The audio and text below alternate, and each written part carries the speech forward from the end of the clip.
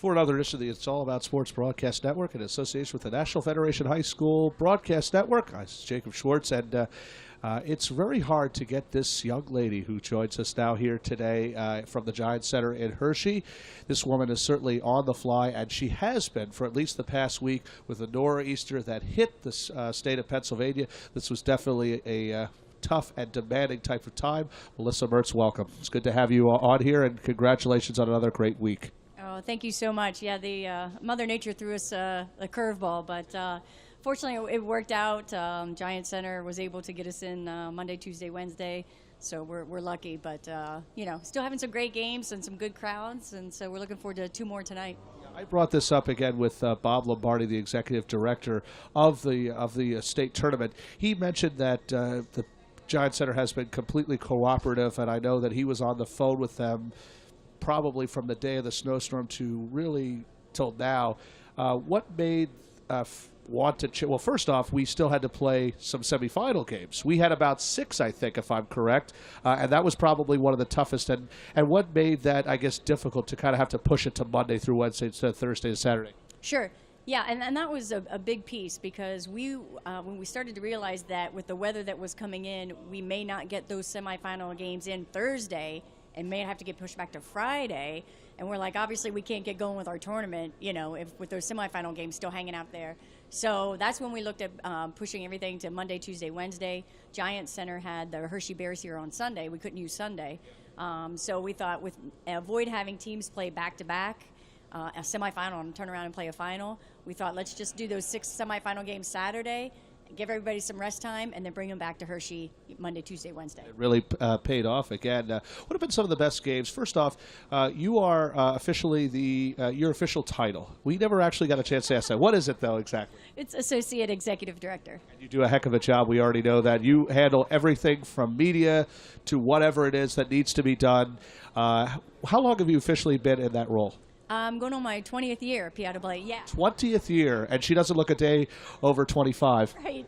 Yeah, I always have to try to preface that with, I started young, 24, so I was hired when I was... I know that. Oh, really? Oh. Now, what have been some of the best games you've seen so far here this week? Some of, our girls' games have been outstanding.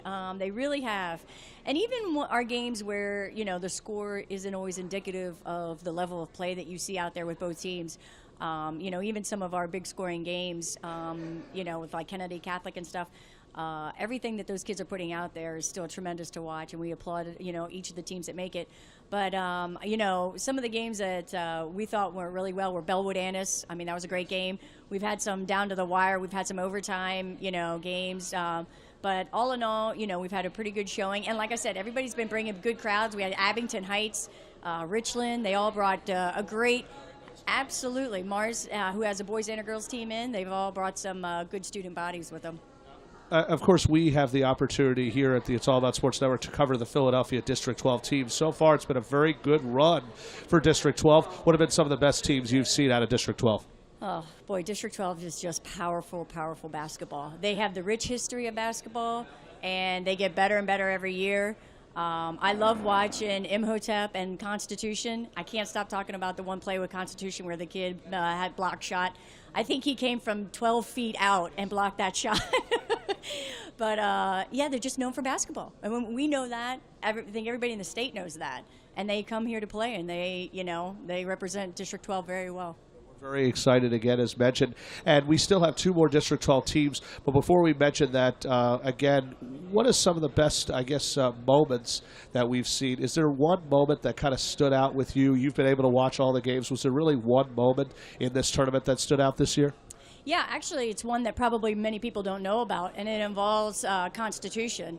Rob Moore, the head coach, came up to me and told us a story that when they played in the quarterfinal round against Bishop Guilfoyle, some of their kids didn't have some money to get something to eat, and a parent from Bishop Guilfoyle actually provided them with, bought all the kids food at concession stand, showed up here and gave Rob Moore $200 cash to buy his kids dinner. She really? I did not realize. So she actually gave them 200.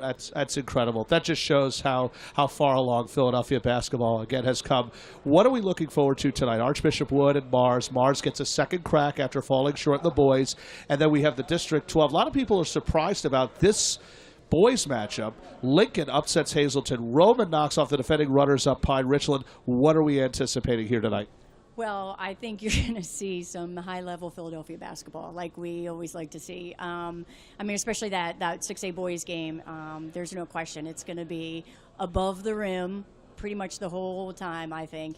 And the girls game, Mars has worked their way back. As you've seen in our earlier girls game yesterday, we had a 9th seed out of District 1 make it to the finals. And, so there's proof in the pudding that you don't always have to be a district champion. You can make your way back, and when you get hot, it can be very important in this tournament. Probably one of the biggest storylines actually was Upper Dublin. Now, yes, I'm proud it was my alma mater, but I'm also proud that it was a 9th seed. And that's rare that you see that, though. And I brought this up with Morgan Funston, their coach, at the end of the game. They have loved playing the role of underdogs. And I think that's what it's about here in Hershey. Oh, yeah, absolutely. Even just the game we just had and, watching teams start to get down, and then they're down by 15, then all of a sudden they've got it within 6. And, it's just awesome just watching that dynamic and watching the team pull together and never giving up, until that final buzzer goes. That's really, as again, it was all about. First off, we want to, again, Melissa, we are thrilled to be back up here again.